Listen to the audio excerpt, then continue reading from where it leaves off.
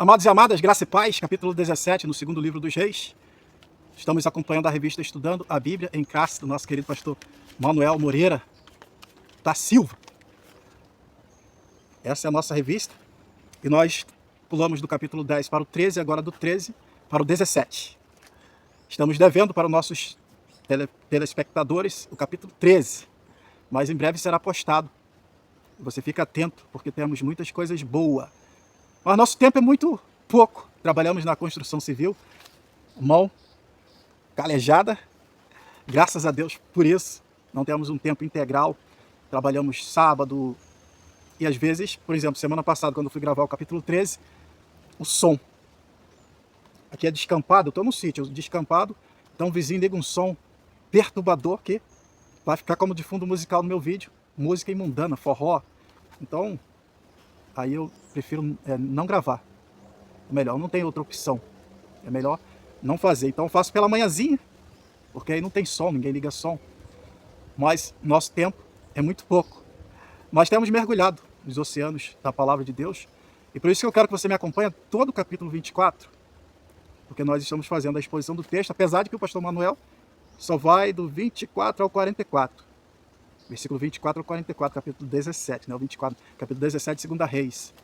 Então vamos pegar no começo, contextualizar, aprender a história, porque aqui, a partir do versículo 24, eles já estão no cativeiro. Mas nós vamos ver o rei Oséias, o último rei que governou sobre o reino do norte, Israel, na sua capital, Samaria. O último. Ele foi o último. E na época do rei Oséias, nós vamos ver isso aqui do versículo 1 ao 6, já entrando no texto. Na época de Oséias, as coisas não estavam tão ruins. A gente viu, até o capítulo 10, 13, veio uma decadência, o inimigo cercando, tomando terras de Israel. Mas quando chega na dinastia de Jeú, que Deus prometeu para ele 4 gerações no trono, então, quando chega em Jeroboão 2, Deus dá um alento para eles. Usa o profeta Amós e restitui as terras que foram tomadas pelos inimigos. Eles voltam a ter uma paz, prosperidade durante 41 anos de Jeroboão 2. Você vai ver isso no capítulo 14. Até para Judá, Deus usou ele para beneficiar Judá. Tomar 2 pontos importantes que pertenciam a Judá. Dá uma olhada aí no capítulo 14, o reino de Jeroboão 2, 41 anos. E depois de Jeroboão 2, que Deus quis usar, não foi porque ele era bonzinho, ele andou nos pecados de Jeroboão 1 também. Mas Deus queria dar mais uma chance, mais uma oportunidade para Israel. Então usou profetas como Oséias, Amós, exortando-os a voltar para Deus. Devolveu os termos, usou profetas, mas eles não voltaram. Então Oséias é o último rei do reino do norte. Fez o que era mal aos olhos do Senhor. Aí a Síria. Aí é bom pontuar, olha só, como é que é bom você aprender. 2 nações com nomes iguais. A Síria, Síria, que nós viemos estudando no capítulo 10, capítulo 13. Lembra Azael, ungido pelo profeta Eliseu, rei da Síria. Da Síria, né? Agora, essa nação que nós estamos lidando hoje é a Síria. Aí vamos ver, ó. Síria, capital Damasco. A Síria, que é essa, agora que dominou Síria, dominou outras nações, virou um império e levou Israel cativo. Sua capital era Nínive. Lembra do profeta Jonas? Indo lá em Nínive. Então, capital Nínive. A Síria dominou Síria. Dominou outras nações. Quando as nações viam falar da Síria, se rendiam. Por quê? Por causa da brutalidade, da crueldade com que eles matavam seus inimigos. Eles tinham táticas de guerras. Parece que, segundo estudiosos, já haviam começado a usar o metal. Trabalhando com o metal. O metal é mais leve que o ferro, né? Então, o negócio já estava evoluindo. Tecnologias. A Síria estão avançados em tudo. Então Oséias, quando vê a Síria se aproximando, ele comete uma transgressão. Aí na época de Jeroboão 2, profeta Amós estavam profetizando. E uma das mensagens que foi deixada foi essa aqui, ó. Não voltarão para a terra do Egito, mas a Síria será o seu rei, porque recusaram se converter. Aí Deuteronômio 16, 17 também, 17, 16 ao contrário, Deus tinha falado que o rei que começasse a reinar em Israel nunca deveria fazer o povo voltar ao Egito. Então Oséias manda mensageiros ao Egito. O rei da Síria fica sabendo, prende Oséias com grilhões. Eu quero crer que ele estava fora dos portões de Samaria, porque seria, se ele estivesse em Samaria, depois Samaria foi cercada durante 3 anos, ele não seria preso. Então ele foi preso, ou ele se rendeu a algumas possibilidades que nós podemos levantar, não afirmar, mas levantar possibilidades. Ele foi preso com grilhões. Grilhões é a corrente. Eles colocavam nos pés, nas mãos, mas se tratando da Assíria, que era uma nação cruel, eles colocavam medo nos seus inimigos pela sua forma de agir, né? Sua crueldade, com que matavam. Então, algumas nações já se rendiam de cara. Como também Ezequias tirou, arrancou todo o ouro, toda a prata do templo, mandou para o rei da Síria, para poder não ter guerra. Mas não adiantou, a gente vai ver isso lá na frente. Então eles prendem Oséias, que era o rei, e levam cativo para a Síria. Os guilhões, alguns, lá na frente a gente vai ver um rei sendo levado no meio dos espinhos. Então podia ser várias coisas os grilhões, podia ser tipo uma cruz, uma madeira amarrada nos braços, estendido com 2 correntes. Então guilhões eram as formas de prisão, de prender. Ele vai ser levado cativo, vai embora.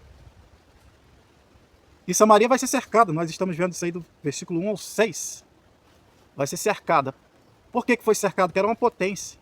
Era, humanamente falando, indestrutível, uma fortaleza. Era um lugar alto, região montanhosa. Lembra naquela guerra contra a Síria? Que eles falaram, o Deus de Israel é o Deus das montanhas. Vamos fazer eles descerem, porque a gente vence essa guerra. Aí lutaram no vale, Israel ganhou a guerra. Então uma nação, uma cidade, Samaria, capital de Israel, murada, e armas de guerra sobre os muros, de forma que ninguém pode se aproximar.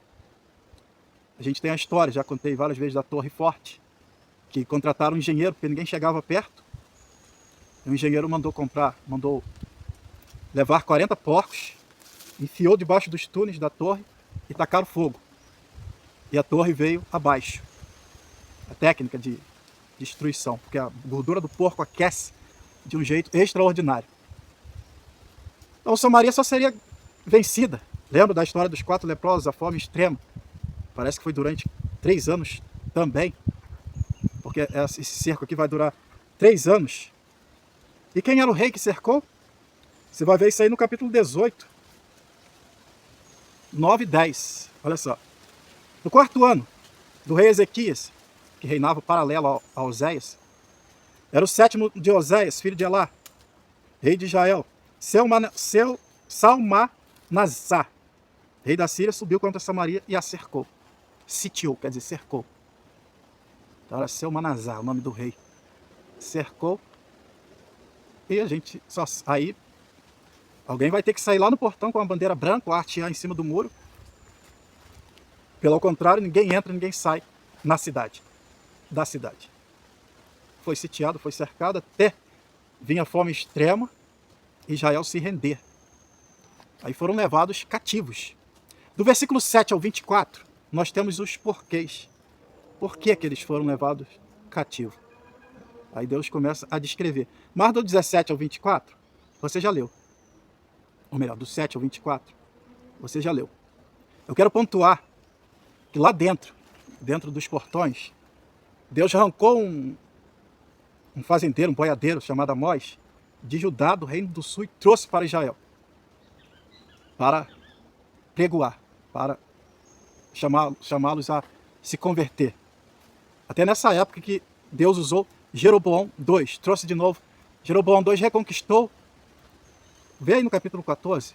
reconquistou os termos de Israel, reconquistou termos para Judá, trouxe a riqueza, a prosperidade de novo para Israel. E Deus começou a usar Amós, Oséias, profetas, para que eles se convertessem. De Jeroboão 2 para cá. Mas eles, nada. Não se arrependeram, não se converteram. Agora, foram todos levados cativos naquela vez que o rei da Síria levou? Não, não foram todos. Por isso que é bom nós fazermos esse mergulho nesse oceano que é a palavra de Deus. Versículo 6. No 9º ano de Oséias, o rei da Síria tomou Samaria e levou Israel cativo para a Síria e fez habitar em Elá e junto a Abó, ao rio Gozã, e nas cidades dos Medos. São cidades que eles devastaram e botaram lá os judeus. Mataram todo mundo. Cidades estavam vazias e botaram lá os judeus. Por que eles não mataram todos os judeus? A gente pode trabalhar um motivo, inteligência. Lembra que lá na frente, o rei da Babilônia vai levar os cativos de Judá vai chegar até a ministro, primeiro-ministro, como Daniel, por causa da inteligência. Os Estados Unidos é a maior potência do mundo hoje.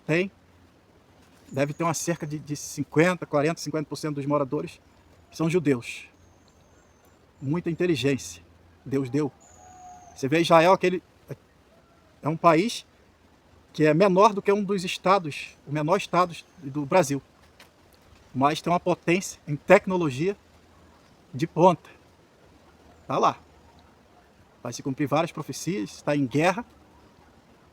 Lá tem o domo de ferro, tecnologia que defende Israel. Está lá. Então eles levaram os judeus, porque é prejuízo, né? Prejuízo. Você vê aí esses hackers. O que o governo faz? Pega ele, dá tudo de bom e de melhor e aproveita, não mata. Então os judeus são privilegiados pelo Senhor na sua mente. A maior parte da tecnologia do mundo vem de Israel. Então eles levam, povoam terras e trazem povos para Samaria, para as terras, os termos de Israel. Mas levaram todo mundo? Não levaram todo mundo. Não foi todo mundo. Depois, claro que vai ter mais levas. Mas nessa, o povo que ficou, aí está lá Ezequias temendo a Deus, os sacerdotes temente a Deus, fazendo a restauração, o reavivamento. Então, olha só o que vai acontecer. Dá uma olhada aí em 2 Crônicas 30 comigo. Versículo 6. Foram, pois, os correios com as cartas do rei e dos seus príncipes por todo Israel e Judá, segundo a ordem do rei, dizendo: filhos de Israel, voltai para o Senhor Deus de Abraão, de Isaque e de Israel, para que ele se volte para o restante de vós, que espalharte da mão dos reis da Assíria. Aí segue aqui o versículo 9.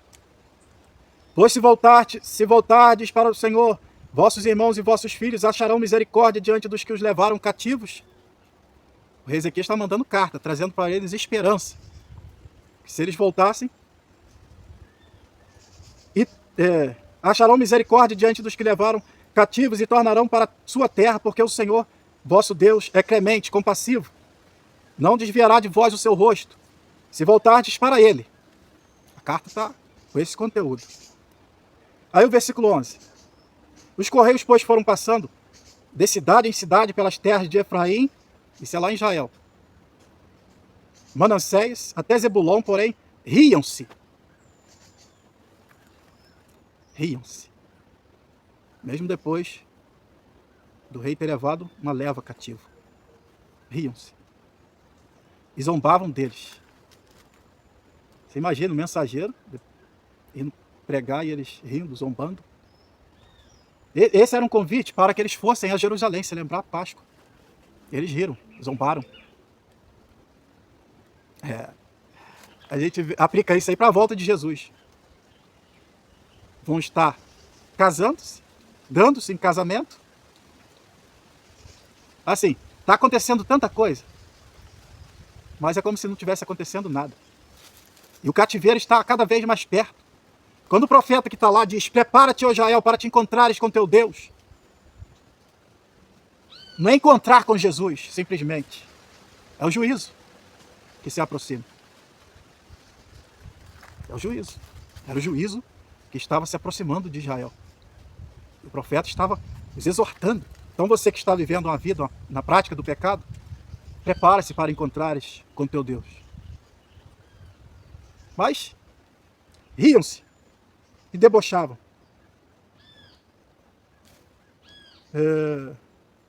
Todavia alguns de Azé, que era uma tribo, de Manassés, de Zebulão, se humilharam e vieram a Jerusalém para celebrar a Páscoa. Mas esses alguns não foram poucos. Olha o versículo 18. Porque uma multidão do povo, muitos de Efraim, de Manassés, Isacar e Zebulão, não se tinham purificado. Contudo, comeram a Páscoa, ainda que não segundo o que está escrito. Pois Ezequias tinha orado por eles, dizendo, Senhor, que é bom, perdoe. Pedindo para o Senhor perdoar, e o Senhor perdoou. Então não foi todos que foram levados cativos, depois teve outras levas.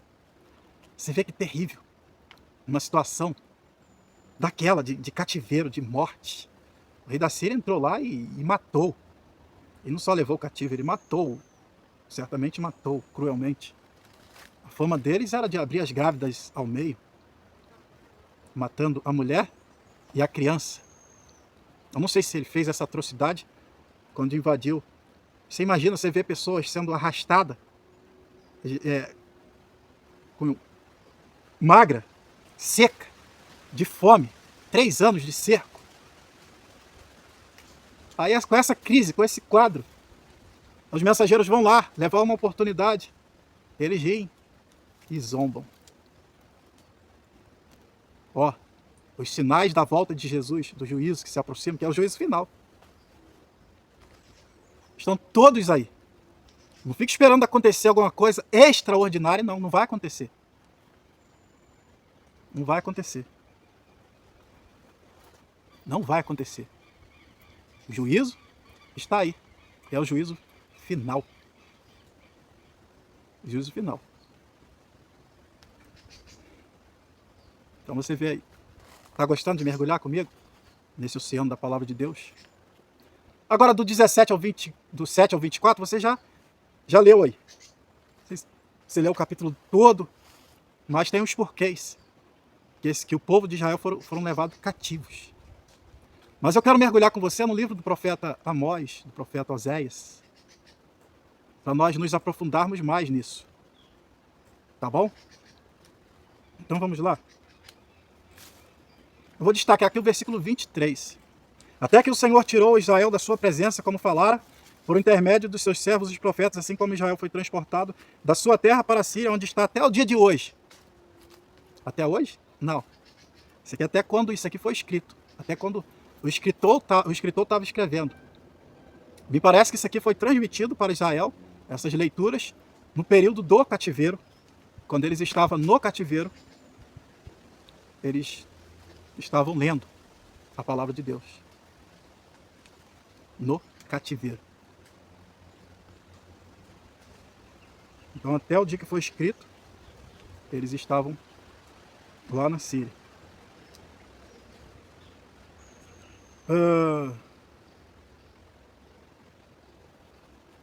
Olha só. Versículo 13 e 14. Todavia o Senhor advertiu a Israel e a Judá, pelo ministério de todos os profetas, de todos os videntes, dizendo, voltai dos vossos maus caminhos, guardai os meus mandamentos, os meus estatutos, conforme tudo que a lei ordenou a vossos pais, que eu vos enviei pelo ministério dos meus servos, os profetas. Quem foi o primeiro profeta que Deus usou para adverti-los, exortá-los, para não se misturarem, não adorarem ídolos? Moisés. Posteriormente, Josué. Lembra? Quando Josué estava partindo, essa foi uma das grandes preocupações de Josué, de Moisés como líder. Moisés então dedicou um tempo em Deuteronômio para exortá-los. Parece que ele estava já profetizando sobre esses momentos. Eles, porém, não deram ouvido, antes endureceram a cerviz. O que é endurecer a cerviz? Não atender, não baixar a cabeça. É. Endureceram a cerviz, como fizeram seus pais, não creram no Senhor, seu Deus. Aí Deus usa os profetas. Olha só. Palavra do Senhor que veio a Oséias, filho de Beeri, nos dias de Uzias, Jotão, Acais e Ezequias, reis de Judá, e nos dias de Jeroboão, filho de Joás, rei de Israel. Lembra? Jeroboão 2, que eu citei aqui, que trouxe, foi usado por Deus. Na época, Amós, Deus disse a Amós que ia usá-lo para trazer prosperidade para Israel e usou. Então esse é um profeta que Deus está usando lá.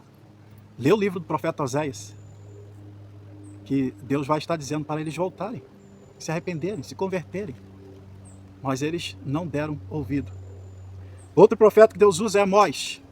As palavras de Amós que estavam entre os pastores de Tecoa. O que ele viu a respeito de Israel nos dias de Uzias, rei de Judá, e nos dias de Jeroboão, filho de Joás, rei de Israel, 2 anos antes do terremoto. Então está lá os profetas profetizando. E do versículo 7 ao 24 descreve as transgressões, os pecados, a idolatria, a prostituição. Quanta gente hoje está vivendo a prostituição, né? Pornografia, que é uma prostituição que mais gera renda no mundo todo. Prostitutos cultuais. Eita. A gente fica sabendo até de casais nas igrejas que se trocam. Isso não tem nada a ver. Fica com a minha mulher que eu fico com a tua. Prepara-te, ó Israel, para te encontrares com o Senhor, teu Deus. Juízo. Todo pecado tem uma justa retribuição. Juízo virá. Deus não duela com seu caráter. O juízo não vem só sobre o justo, vem sobre os ímpios também. Deus usa os ímpios para nos punir e depois pune os ímpios. Como a Síria vai ser punida porque levou Israel cativo, entre elas outras nações serão punidas. Juízo. Olha só o que Oséias diz. O meu povo está sendo destruído porque lhe faltou conhecimento. Portanto, rejeitar-te conhecimento. Então, como diz o Salomão, a sabedoria anda clamando pelas esquinas, encruzilhadas. Conhecimento está aí, a Bíblia está nas nossas mãos, ainda, aqui no Brasil pelo menos. Alguns países já foram tomados. Será tomada no Brasil também, não sei de que forma. Ela pode ser substituída por outro livro. Vai ser tomada das nossas mãos. A Bíblia vai ser tomada. Então, ó. Meu povo está sendo destruído porque lhe faltou conhecimento. Porquanto rejeitar-te conhecimento. Também eu te rejeitarei para que não sejas sacerdote. Olha o perigo aqui, ó. Para mim, pastor, para nós, pastores, formadores de opinião.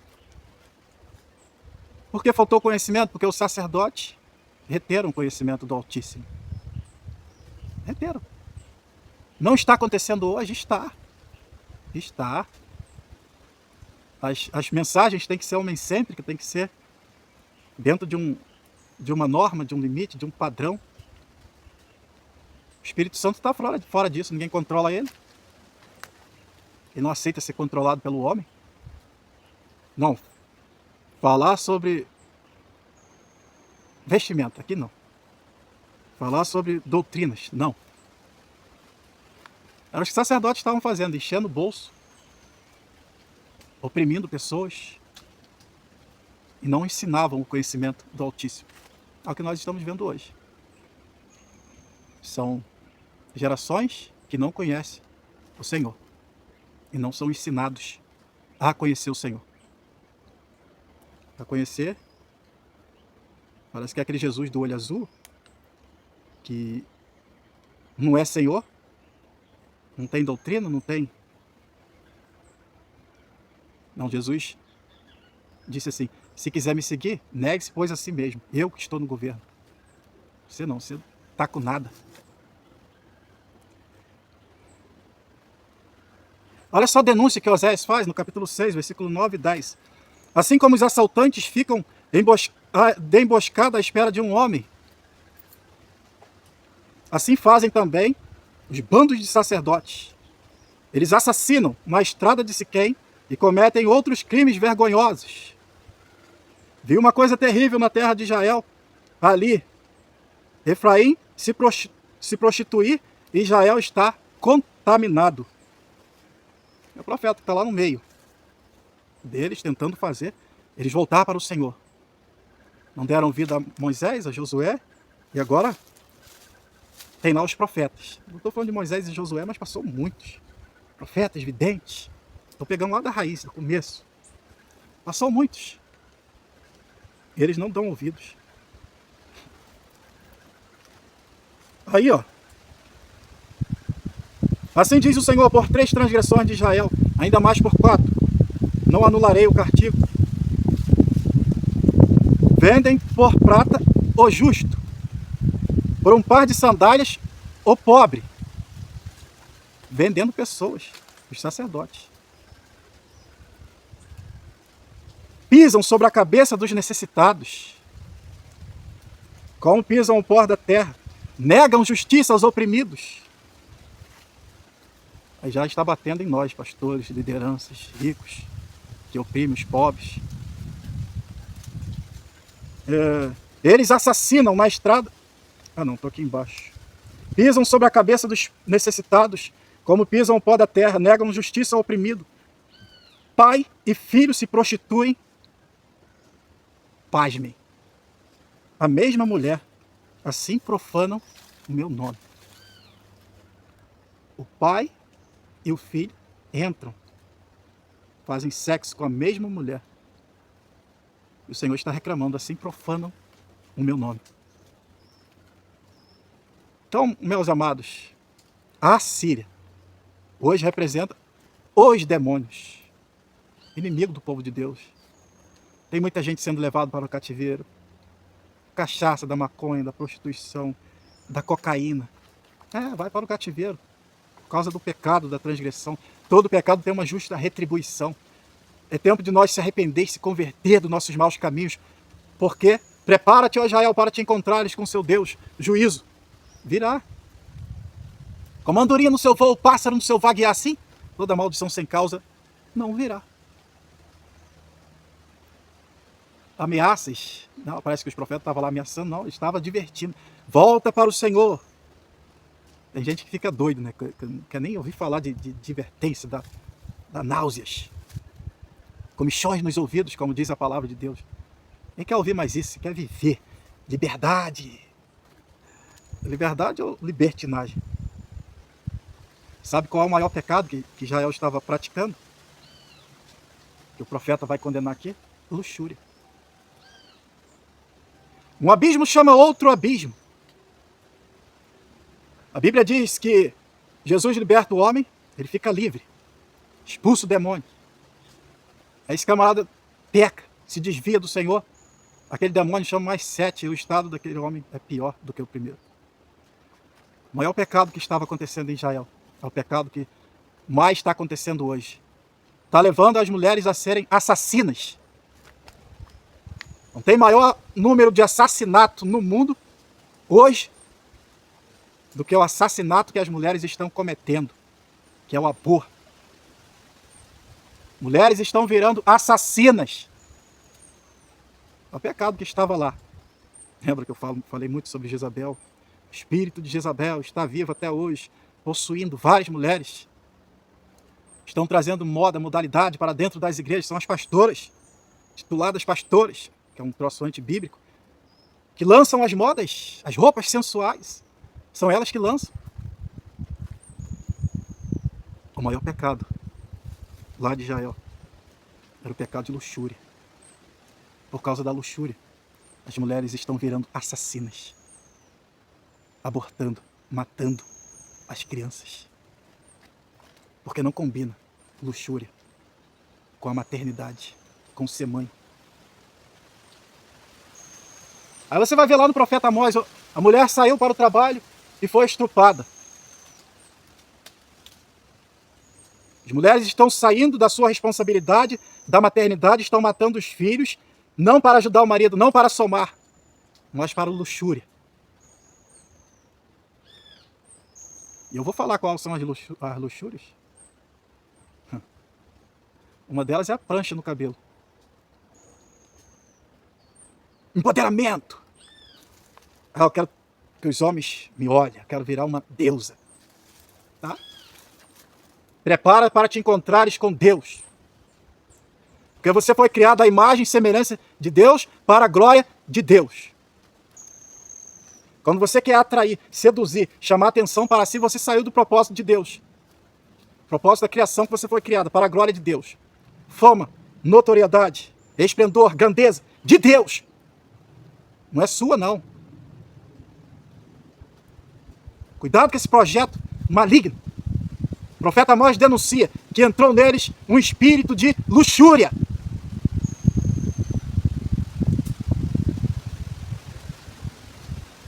Sem o espírito de luxúria, a mulher não tem que sair para o mercado de trabalho. Quando ela sai, ela deixa um rombo. Eu me lembro que eu era criança, minha mãe saía. Minha irmã teve meningite, ainda bebê. Minha mãe saía para estar com ela no hospital. Que vazio, que vácuo que ficava na ausência da minha mãe. Quando você sai, você deixa um furo, deixa uma brecha. Cuidado, minha irmã, com o espírito de luxúria. Repreenda isso. É porque para sustentar a luxúria, o que vai acontecer?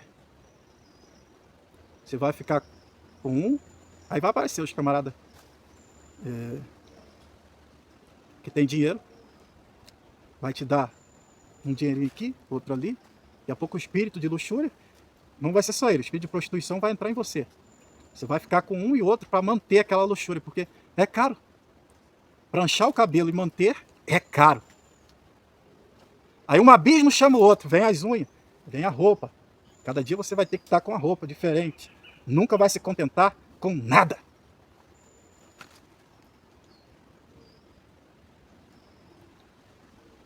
E os sacerdotes, bandidos, assassinos, adúlteros. Por isso o povo foi levado para o cativeiro. O ponto é que 5 dos pecados de Israel, encabeçados pelos sacerdotes, vender os pobres como escravo. Dá uma olhada lá no livro do profeta Amós, no livro do profeta Oséias. Eles vendiam os pobres como escravo. Escravo dá dinheiro. Até hoje. Dá retorno. Explorar os pobres. Além de vender, explorava. Carregar lenha, tirar água. Exploração é trabalho excessivo. Não tem carga horária de trabalho. Vai trabalhar, não tem carga horária, não tem horário para dormir, para descansar. É exploração mesmo. Envolver-se com os pecados sexuais perversos. Quando Josias começa a reinar em Judá e vai lá em Israel quebrar o altar de Betel, como o profeta disse, lembra do profeta que profetizou contra o altar? Cada lixo, cada nojeira, cada troço que ele encontrou lá. Você dá uma olhadinha. Me fale a memória o capítulo, mas o negócio estava feio, horrendo. Receber garantias ilegais por empréstimo. O que é uma garantia ilegal por um empréstimo? Já era errado. Penhorar. Me empresta tanto. Aí eles tinham dinheiro, eles faziam o povo pecar, depois dizer que tinha que ir lá levar a oferta do sacrifício, o povo levava direto, com medo. Eles colocavam terror no povo, o povo levava a oferta, eles comiam a oferta, vendiam a oferta, davam para os seus parentes. É tudo isso. Não está acontecendo hoje? Tá. Davam para os seus parentes. Vamos dizer, Receber garantias ilegais por empréstimo. O que é uma garantia ilegal? Por exemplo, eu te peço R$1.000. Você pede uma garantia. O que vai ser a garantia? Esse tablet. Esse tablet aqui me custou R$1.300. Tá mais ou menos, não tá? Dá para fazer o negócio. Sendo que não agrada a Deus. O negócio de penhorar. Mas sabe o que eles pediam? Assim, que a gente vai deduzir, me dá sua casa como garantia. E o camarada, era um absurdo, o cúmulo do absurdo, o camarada não conseguia pagar e perdia a casa. Perdia a casa. Cúmulo do absurdo, eles iam cada vez mais se enriquecendo, explorando. E não estavam nem aí. Não está acontecendo isso hoje. E por último, a idolatria, que é a substituição. Substituíram Deus pelos deuses. Então são esses pontos e tudo mais que nós estudamos que vai levar o Reino do Norte para o cativeiro. Mas encabeçado pelas lideranças, reis, sacerdotes, o povo vai ir para o cativeiro. E agora nós vamos partir do versículo 24. Então nessa troca que o rei da Síria fez, a Síria, a gente agora tem que acrescentar o ar, ele trouxe os povos para habitar em Samaria. E eles chegaram lá na terra e começaram a adorar os seus ídolos, trouxeram os seus deuses e começaram a adorar. O problema é o que está por trás do ídolo. O ídolo é só um pretexto para prostituição, para, enfim, orgias, bebedeira, drogas. Trouxeram seus ídolos, seus deuses. Ou seja, substituíram Deus pelos deuses. São povos estrangeiros. Vieram da onde? Trouxe gente de Betel, ou Babel, de Cuta, de Avá, de Amate, Sefarvaim. Fez habitar no lugar dos filhos de Israel. Aí o que aconteceu? Deus enviou leões. Começou a morder eles. Aí mandaram uma carta, uma mensagem para o rei da Assíria. Ó, o povo que trouxeste não conhece o costume, não sabe a forma de adorar o Deus dessa terra. Aí, só que o Deus de toda a terra é o Senhor. Mas eles trouxeram seus deuses. E Deus disse, eu sou o Deus de Israel. Deus de Abraão, de Isaac e de Jacó. Aí Deus enviou leões. Começaram a ser atacados por leões. Uma coisa sobrenatural. Leões na cidade, nas casas. Não foi a primeira vez que Deus fez isso. Deus enviou serpentes. Lembra da serpente de metal que Moisés levantou no deserto? Ou naquelas terras que eles estavam andando? É no deserto, não é mesmo? Serpente de metal. Moisés levantou porque Deus enviou serpentes que entrou nas tendas e começou a morder o povo. Então não foi a primeira vez que Deus usa os animais. Tem vários. Tem até uma mensagem que nós gravamos, esquecemos até de alguns animais que foram usados por Deus. E a missão desses leões é entrar e morder. Mandaram buscar um sacerdote para ensinar as leis do Senhor, do Deus de Israel. Ensinaram, só que eles continuaram. Ao mesmo tempo que eles cultuavam a Deus no altar, eles cultuavam seus ídolos. E isso está acontecendo. Isso está acontecendo. A gente tem... O que é idolatria? Substituição. A gente quer ficar com o Senhor e ao mesmo tempo substituí-lo como centro do nosso coração, das nossas atenções. Amarás o Senhor teu Deus sobre todas as coisas. Então a idolatria é substituição. Se durante o dia seu culto, sua oração, seu jejum, os hinos são substituídos por outras coisas. Ah, pastor, mas eu vou na igreja, eu cultuo lá na igreja. Não, teu culto começa em casa. Não podemos substituir Deus por nada. Ele é um Deus ciumento. Ele é santo. E importa que os que dele se aproximam sejam santos. Separados de tudo. Então tudo aquilo que está roubando o centro das nossas atenções, nós temos que sacrificar, quebrar, destruir. Porque passa a ser um ídolo, uma idolatria. Isso é idolatria. Aí esse povo começa adorar Deus e os deuses. E vida que segue. Vida que segue. Assim temiam o Senhor, e dos mais humildes fizeram um sacerdote nos lugares altos, os quais exerciam seu ministério nos lugares altos. Versículo 33. Assim temiam o Senhor, mas também serviam seus deuses, segundo o costume das nações, entre as quais tinham sido transportados. E até o dia de hoje, o dia que isso aqui foi escrito, eles seguiram seus costumes, a sua rotina, sua tradição. Então a gente tem, eu gosto de falar de zona de conforto, que não é estar parado, braço cruzado, é rotina. Por isso que o apóstolo Paulo nos exorta a estar firme na liberdade de Cristo, fazer morrer o velho homem, matar a nossa natureza pecaminosa, porque nós tendemos a voltar à zona de conforto do pecado, a rotina da vida pecaminosa. Esse pessoal faz. Quer Jesus, mas também o pecado. Aqui é uma evidência de um povo que não se corromperam ao Deus da terra. E é esses dias que nós estamos vivendo.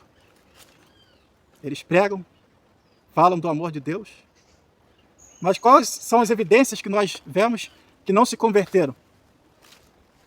É porque a gente não vê o trabalho do Espírito Santo, que é convencer o homem do pecado, do juízo e da justiça. Eles dizem que são de Deus, que adoram a Deus, mas continuam bebendo às escondidas, fumando, se prostituindo, se drogando, buscando os prazeres nas coisas do mundo. Quando a nossa única fonte de prazer deve ser Deus. Qual é a reclamação que ele fez de Israel? Deixaram a mim manancial de água viva, me trocaram por cisternas rotas, águas que não saciam a sede, emocionalismo.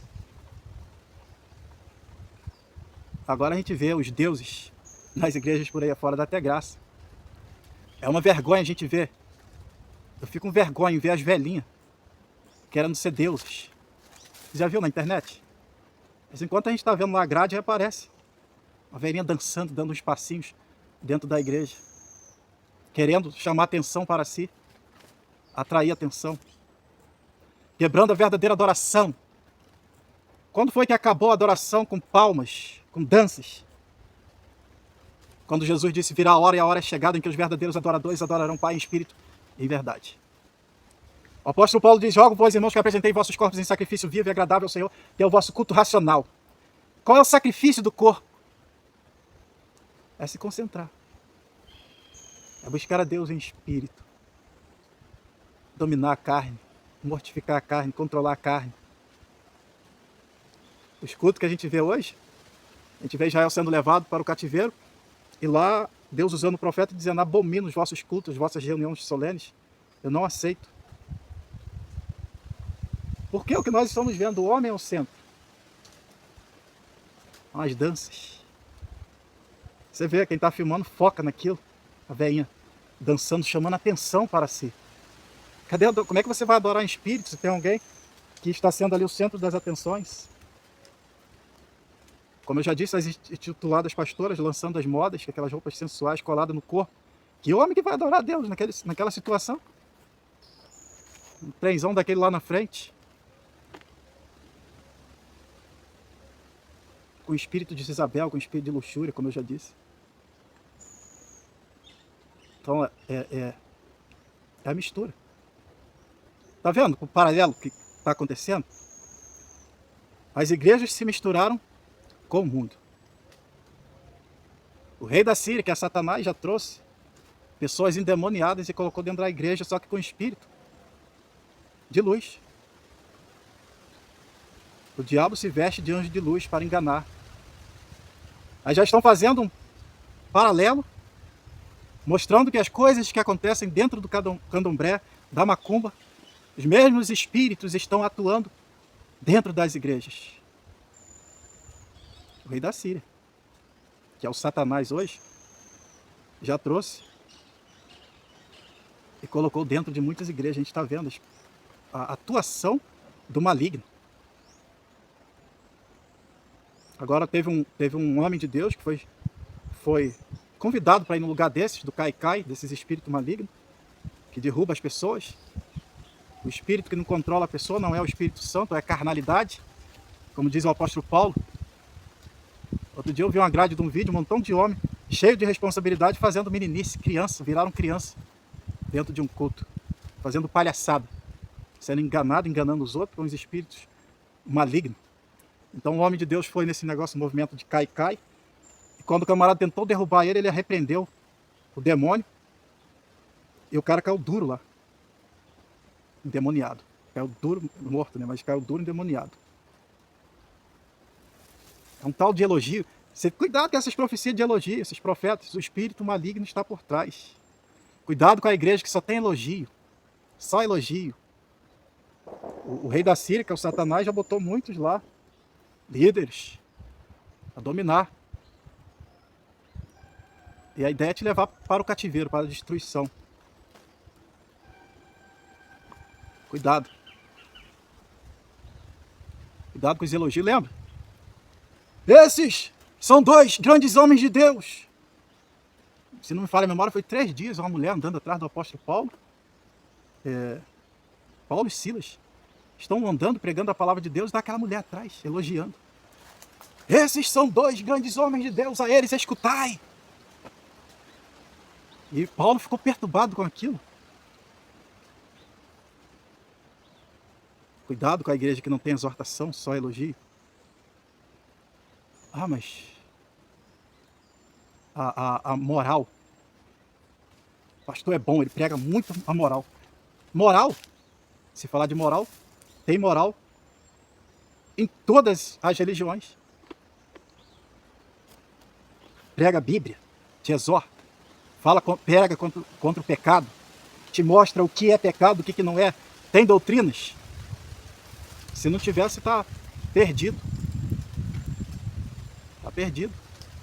Porque o rei da Síria, que é Satanás, misturou os povos.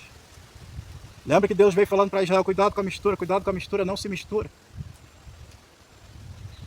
É igual esse sítio aqui, só mora gente nossa, que delícia.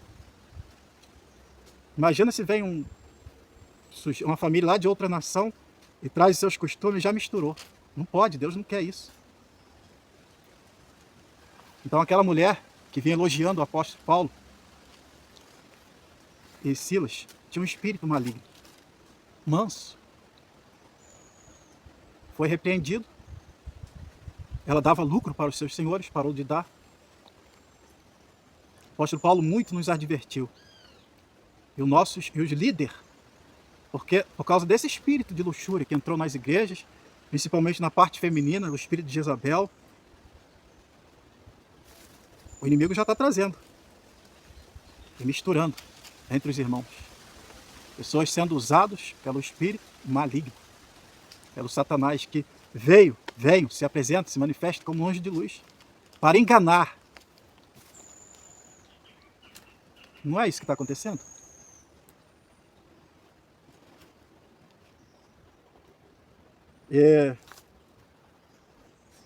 Contudo, o Senhor tinha feito uma aliança com eles, e eles ordenaram, dizendo, não temereis a outros deuses. Aqui ainda continua nos porquês, né? Porque que eles saíram da sua terra. O Senhor dizendo no versículo 35, 36, 37, a aliança que fiz convosco, vós esquecereis e não temereis a outros deuses. Temeram, foram para o cativeiro. Mas o Senhor vosso Deus temereis, e Ele vos livrará da mão dos vossos inimigos. Porém eles não ouviram, antes fizeram segundo os primeiros costumes. Assim estas nações temiam o Senhor, serviam suas imagens de escultura, também seus filhos e os filhos e filhas de seus filhos, como fizeram seus pais, assim fazem até o dia de hoje, até o dia que isso aqui foi escrito. Então só essa aplicação que eu queria aplicar. O rei da Síria hoje é Satanás. Misturou os povos em várias igrejas. Mas você que não pertence a uma igreja, a uma das igrejas na obra da restauração de tudo, eu tenho uma notícia boa. Deus está restaurando a sua igreja em toda a sua plenitude. Aquele abraço, Deus abençoe. Até a próxima exposição, se o Senhor nos permitir.